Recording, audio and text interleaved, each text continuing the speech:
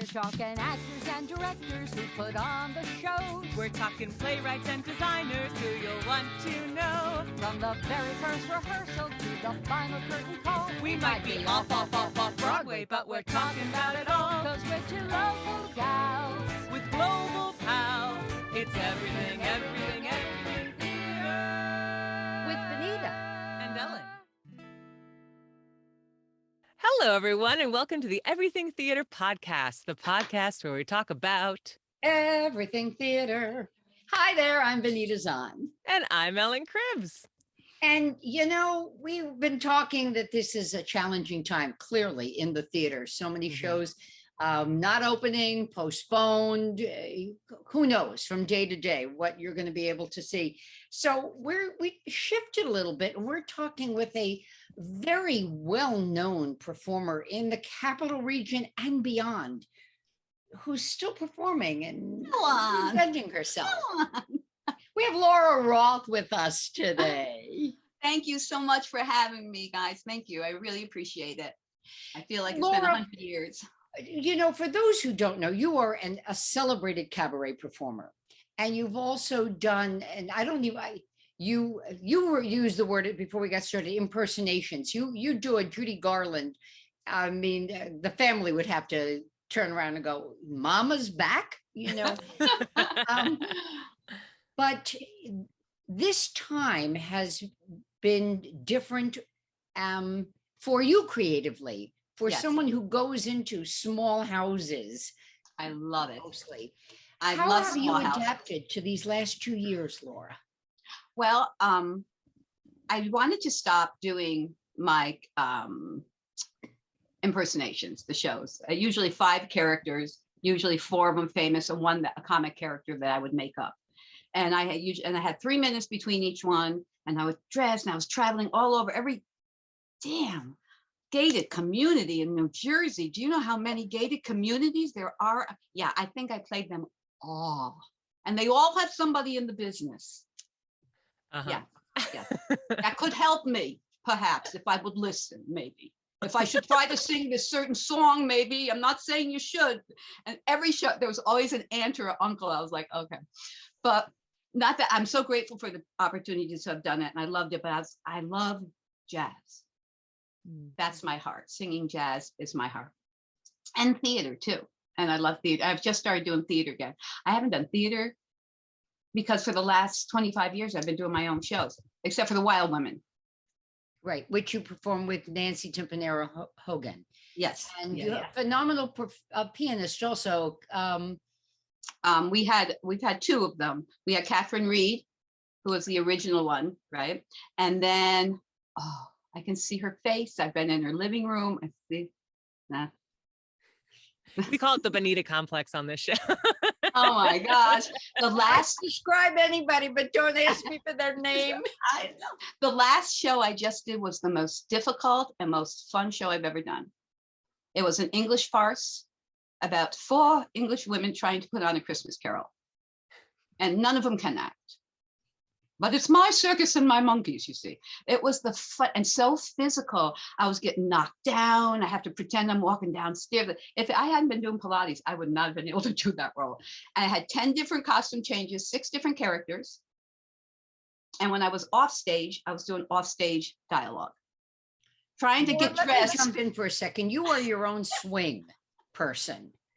You know, so how does someone who sings jazz and, if you will, straight theater morph into this one woman show of so many women in one night?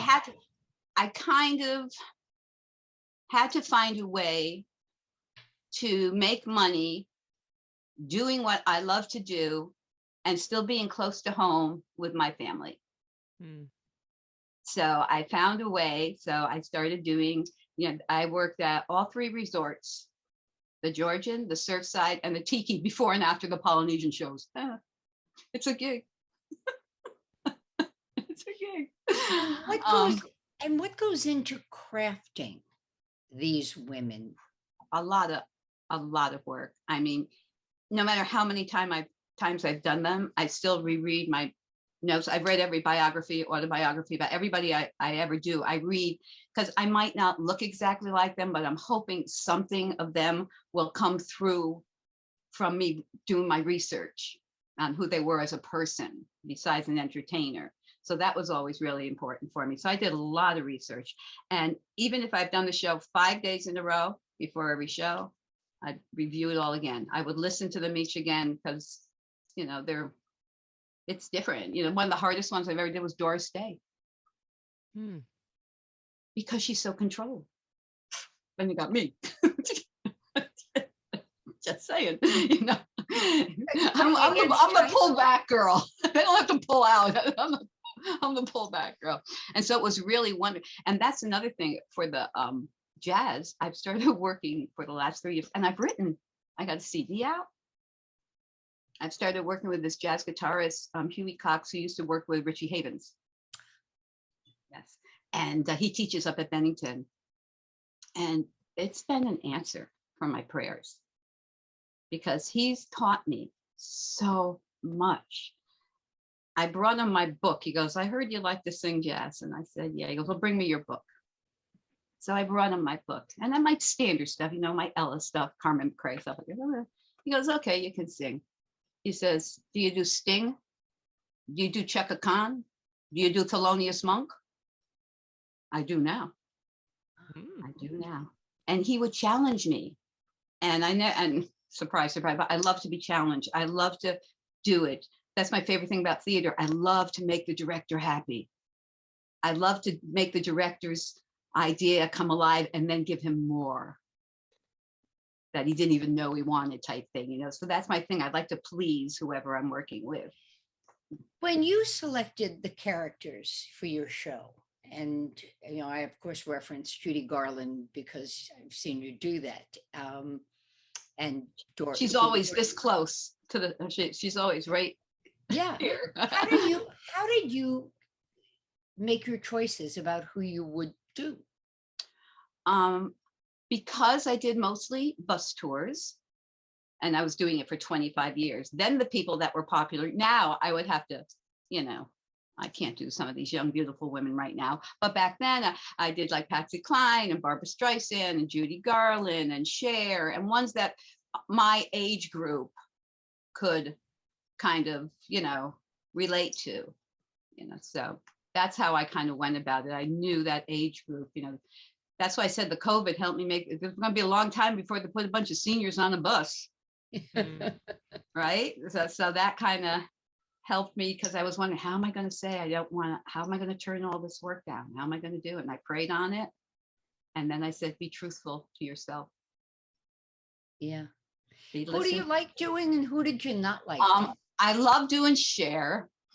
Why? Because she's a mess. I love her because I can be so outrageous, and I'm 5 foot and 3/4 of an inch. So when I do Cher, my wig was this big, my heels, I do the 5-inch heels. It was just ridiculous, but I always do them with a little wink and a tongue in cheek, never mean. I always do them the best I can, you know, but there's always a little comic, a lot of comedy. I do a lot of comedy. That's why Huey was afraid to work with me. Huey, he heard that because he's this great jazz guy, and he heard that I, you know, was a comedian. And he was afraid I was going to go into jazz hands in the middle. So I had to work hard to prove to him that I can be a serious singer. Thank you. And how have you been? You've been singing all over the place. It's so wonderful. Yeah, you ladies were kind enough to let me join you on stage once, but it was, Ellen, let me tell you, standing. It's been too long. Right, between Laura and Nancy Timpanero Hogan. And to come out alive, I'm telling you. But just watching these women work. Yeah. You know, it's not a slapdash. You can see the work that went into it and the technique involved. And we are both very comfortable in the audience, out in the audience. I do a lot. I'm always out in the audience. And at the end of my shows, I used to say, it's important for me, if I can, to look every single person in the eye as I'm singing my last song. It's very dramatic, Anita, but it works. I said, to look at everyone in the eye, to let them know how grateful I am that they're there, because time ahead of us is a little less than the time behind us. So you appreciate anybody who wants to spend some of their time with you. That's how I look at it. And of the characters, Laura, the characters you did, who didn't you like?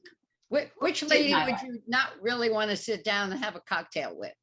Oh, I'd want to have a cocktail with all of them. Every single one of them. Especially Patsy. Yeah. And you did Patsy, you did the Patsy, because she was one of the guys. Yeah.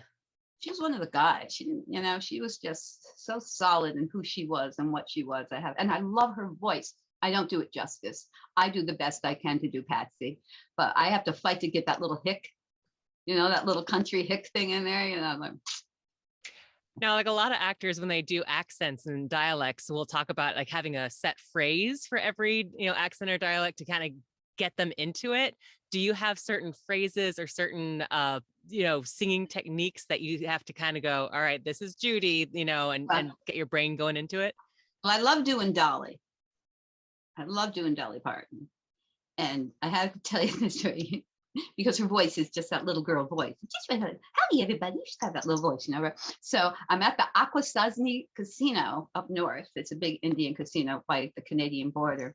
And I hear, and I have a jumpsuit for Dolly that's stretched with fringe, and I can belt it, and it's because it's a thing you can put the big boobs in, right? It's got the fringe. So I go, zip it up. But ladies and gentlemen, Dolly Parton. Oh shit.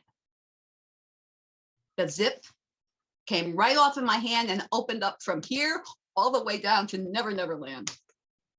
Oh no. Oh, Laura.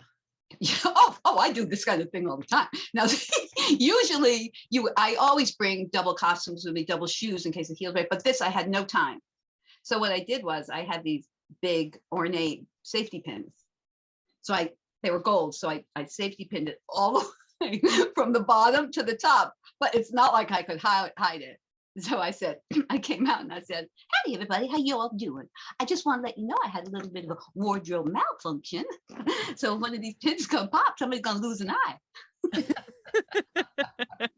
They were huge, and I'm trying to pin. I'm like, oh, I tell people I've fallen off more stages than most people have been on.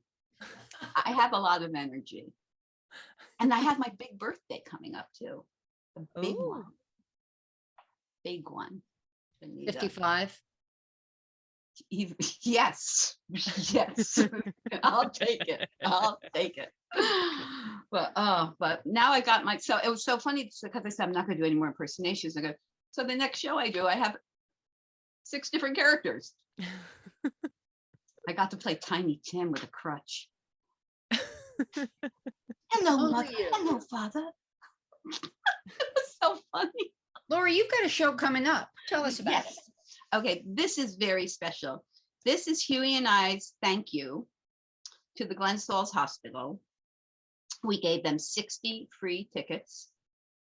Ray Agnew, who's the president of the hospital, will be opening for us. And we're bringing up 3 amazing musicians from New York City.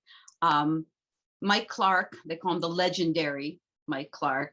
He used to be with Herbie Hancock and the Headhunters. If you look him up, it's like every drummer. I told Steve Canlin, I've been telling drummers around our area, and people have been saying, oh, is he going to stay and give some lessons? He's just so well known in the drumming world. And he's bringing up his bass player. This gentleman's name is Esiat Okan Esiat. He's of Nigerian descent. And he's played with everybody from Abbey Lincoln to Dee Dee Bridgewater to Kenny Burrell. And Mike's got 70 albums. He's 75. This little tiny wiry guy, like that. I'm just going to hold on. And so we were willing to pay for this out of our pockets as a thank you to bring these musicians up. And we went for a grant at LARAC and we got it. So because of that, we're also bringing up this amazing pianist, Anthony Wanzi is his name. And he's the most romantic piano player I've ever worked with. He makes you feel like he's holding you when he plays. Mm.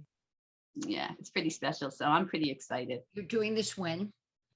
January 27th at the Park Theater. And it's doors open at 7, 7:30 show. It's only $20 a ticket. It's going to be cocktail tables. You're going to be able to have a cocktail there. I don't think they're doing food because of the whole COVID thing now, like that, but you'll be able to at least go to the bar and bring it and have a place to sit. I personally like to have a table to sit on when I go to see somebody, just, but if we get too many people in here, then we might have to go to theater seating, but they'd like to keep it around, 120, right around there.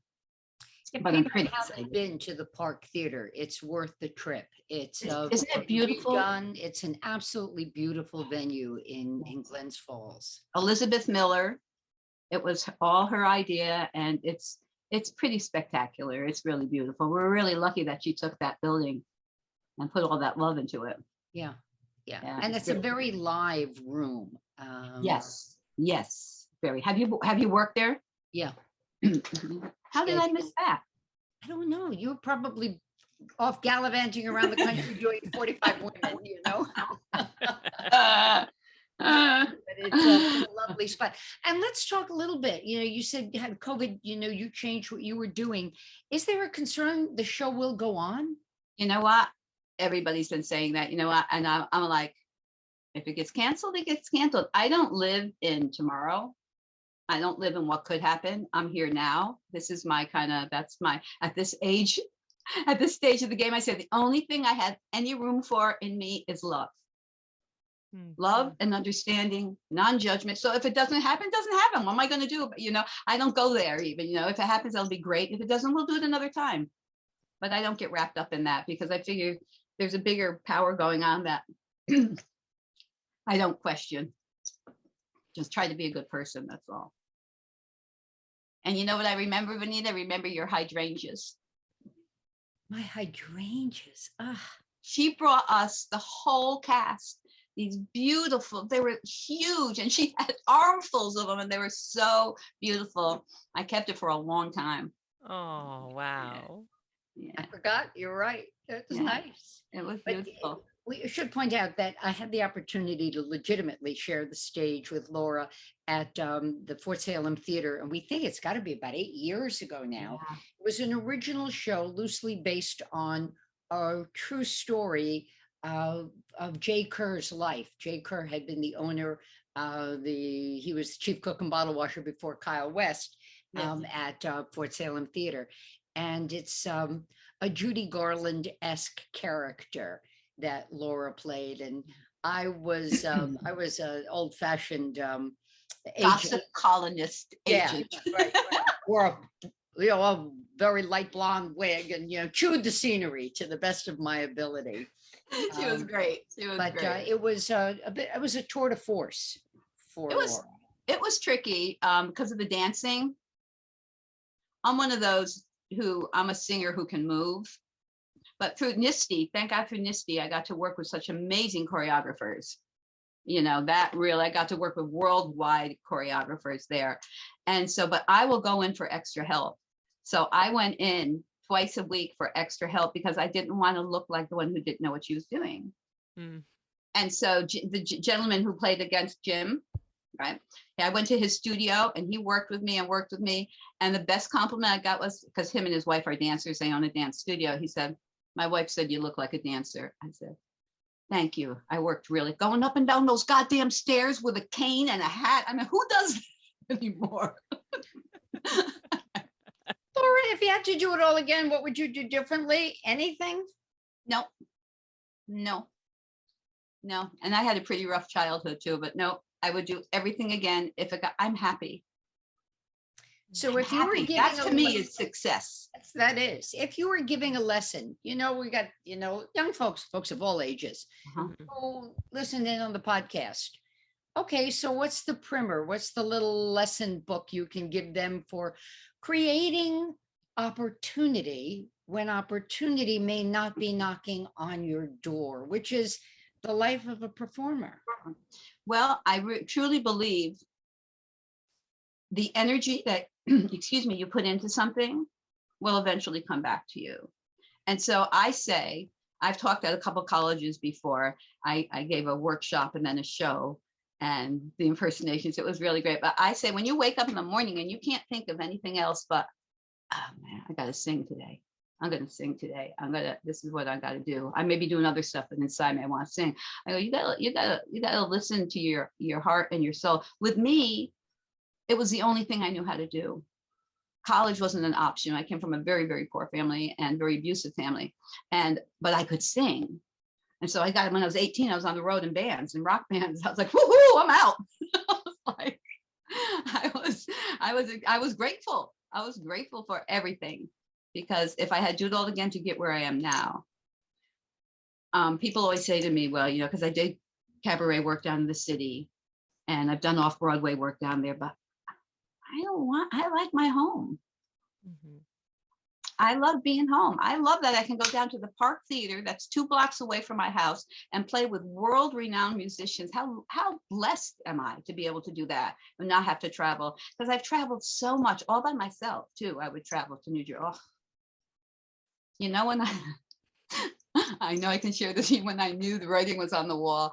So I used to play at the Brownstone, the New Jersey Housewives. Brownstone, yeah. I worked for a company that worked there, and they brought 500 seniors in at a time. And so I pull up under the big archway. There's 3 guys changing a light bulb. 2 are watching, 1's up on top. Now I've got a rack. I got costumes. I got 2 bags on each shoulder. They never even offered to open the door. I said, Laura, it's time to put it away. If you can't get either one of these goombas to open the door for you. I was like, this is crazy. I was like struggling. I was going, okay. So I was like, yeah, enough is enough. It was hard work. It was really hard, but I'm grateful for it. Because it helped my ear with jazz. Because Huey always says, he goes, okay, we got to twist your ear. He says, you can sing. He goes, but we've got to twist your ear. And what helped me to be able to hear stuff was doing the impersonations. Because I have to listen to, how's the vibrato here? Does she do the vibrato? Is she singing in the back of her throat? Is she singing in her mask? Is she singing in the front? Where is it coming from? So because I was able to develop that, it's helped me hear the jazz easier. Yeah, I think so everything you do goes on to the next thing, adds to your life. So I'd say don't get discouraged, because if you love it, you're going to do it. Like, I don't have the heart to be down in New York City. God bless those people who are down there. They deserve to be there, because that was never my dream. My dream was to have a home and kids and somebody to love me. I got my dream. What more could I want? And I get to see Nita. I want to hug her. Back at you. You got to come up and see 27th at the Park Theater. Yeah. And the money will proceeds go to Glens Falls Hospital. What we did was we gave them 60 tickets free, and they took them all. They all had to sign up for them to take them, and we're not charging extra or anything like that. So we had to leave some open for the public too. So that's how we're doing it. We won't make any money. You say to the hospital, what's it going for? Is it for a specific area of the hospital? Well, I don't know if I'm at liberty, but Huey's sick. So he's been on dialysis. Who is? And Huey, the gentleman I work with who plays guitar. And he said he couldn't have gotten any better treatment anywhere else than Glens Falls. And Ray brought him in a guitar. So these kind of kindnesses, you have to acknowledge them. You have to acknowledge them, to be grateful, and when he said to me, do you mind? I go, you kidding? Let's do it. I go, yes. I'll do whatever you want. So that's kind of why. So we're kind of on the ropes with him. A lot of good energy. And prayers, yes, and prayers. He's doing great, though. He's doing really great. And he lives up here. Yes, he lives right up here. And they found out he only had 1 kidney, which he never knew. Wow. Never knew. Because you don't look usually.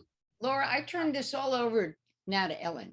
And I've got to tell you, Ellen, I've never seen you smile and laugh. And yay! Laura has touched your heart here. I've just been eating this up. I love Laura. I love Ellen. I've been watching your guys' old stuff too. Oh, thank you. Yes, yes. I just I'm watched just, the last I'm one. enjoying watching you, Ellen, but this is yours. Here on in, Ellen, it's all Ellen, so. Yes, this is our close-up segment. I don't know if you heard this from any of our other episodes, but these are just some rapid fire questions for you, Laura. So are you ready for your close-up? I'm ready. What was the moment in your life where you just said, I have to perform? That's what I'm going to do. Ever since I can remember as a little girl, they used to put me on the class picnics, whatever it was. I would always, there's pictures of me like 5 years old. My arms are out. I'm like Liza Minnelli. I'm 4. I'm singing. I got everything. So it's always something that when I did that, people liked me. Mm. So I said, okay, yeah. When I was in school, I was kept home a lot, but I always excelled in gym, music, and art because I didn't have to be to school for them. I didn't have to be there. So, Was there a certain performer or performance, whether it was theater or a song or anything, that really had a big impact on you, and why? I'm just gonna say the first thing that came to my mind when you said that. I saw Linda Eder at Proctor's, and I felt like my hair was going. Sure, she's so powerful. I felt like her voice was just going like, and I was really impressed with her. Also, I love Diane Reeves, who's a jazz singer. I went up to see her but it's so funny. Even though I wasn't singing jazz, my whole CD collection had always been female jazz singers. I would go and get every female jazz singer I could. So it's funny. It took me long enough to get there, but I'm here. With all the stuff you have done, I mean, such an amazing repertoire of work that you've done in your life. Is there something left on the bucket list that you want to check off?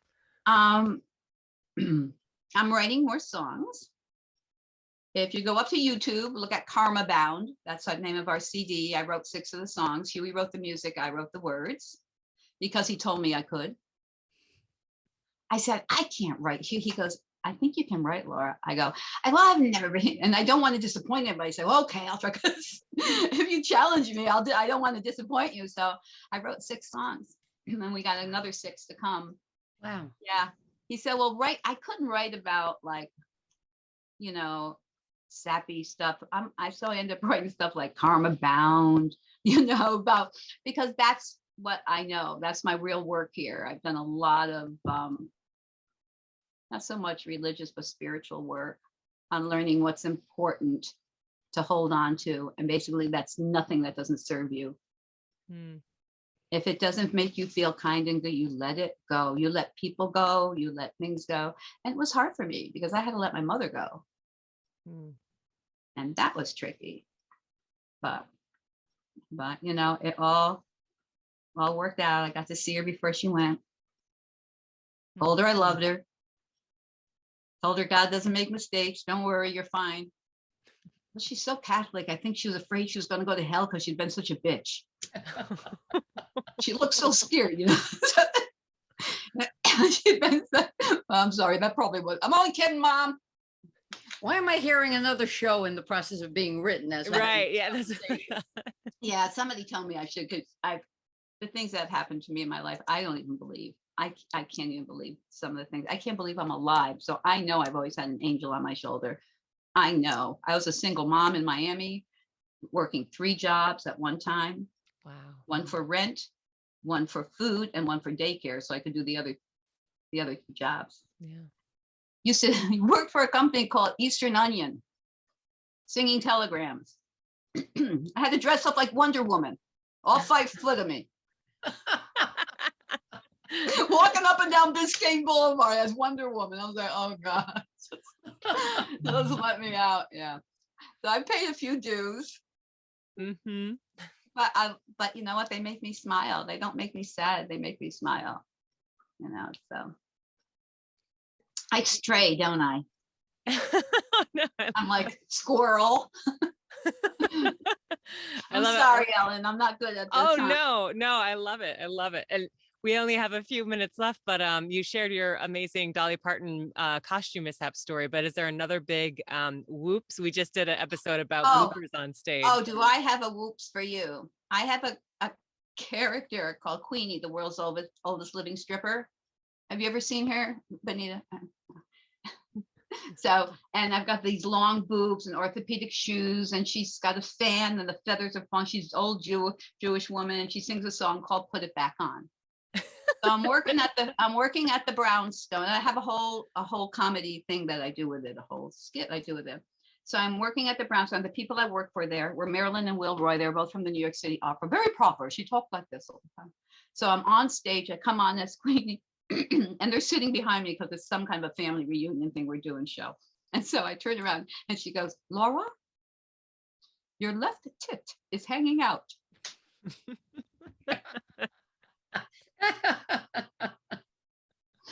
And this was worse because she said it's so contained. And so your left tit, I was like, thanks, got it there. That just went right out the side because my own right now are, so there's no line of demarcation. You could one went right into the other. Like, oh God. So yeah, that was a good one. I lost my Shirley Temple pants once. My frilly pants fell down. Oh, It wasn't nice. I miss the comic characters. That's why I did the Farnsdale Christmas show, because I said I need to laugh. I need to laugh. We need to laugh. Laughing is really important for me anyway. It's part of what keeps me healthy. Especially in times like these. We talked to a lot of theater companies saying like comedies were our first pick for this season. Because we need it as a world. Yeah, we did. Yeah. Mm-hmm. So Laura, after your gig in Glens Falls Yes. and more writing, what else is on tap?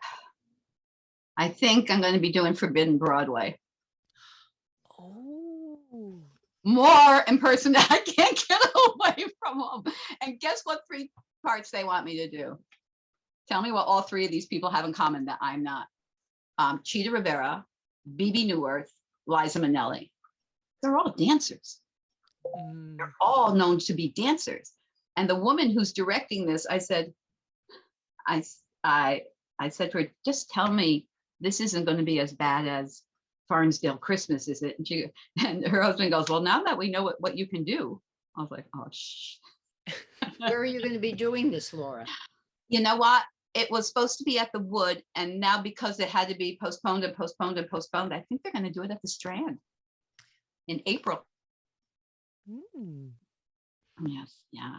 Have you ever done Forbidden, Benita? You would kill it because the parodies they're so well written. It's so well. If they funny. need swing, let them know that Ellen and I are available. God bless the swings, huh? Yes. Mm-hmm. God bless them. Well, you know the Pigliaventi girls, don't you? Yeah, they were swings. That's what they did for years. Yeah, they had all their little black books of everybody. Like that's special. I'm looking at the clock. That's my other job. Okay. I see that we're at the point of we got to say goodbye. So reminder. Thank you. Park Theater, the 27th. Yep, 7:30 for the hospital. Come on in. Here's some really special musicians. And thank you so for much. Doing that. Yeah. Oh, and thank you so much, guys. I hold you in my heart and my prayers. I send you love and blessings of love, health, energy always. Right back at you, Laura. Can't wait to see you on stage again. I know. I can't wait to get my hands on both of you. All right. We have a date, Ellen. We got to go up and see That's her. right. Yep. Okay. Food's on me. I'll take you out. Well, all the best. Break legs and Thank keep filling hearts, Laura. And let me know what you're doing. Keep me posted on what you guys are doing. Okay. Thank you. Thanks all. I'm Benita Zahn. And I'm Ellen Cribbs. We'll talk to you guys next time.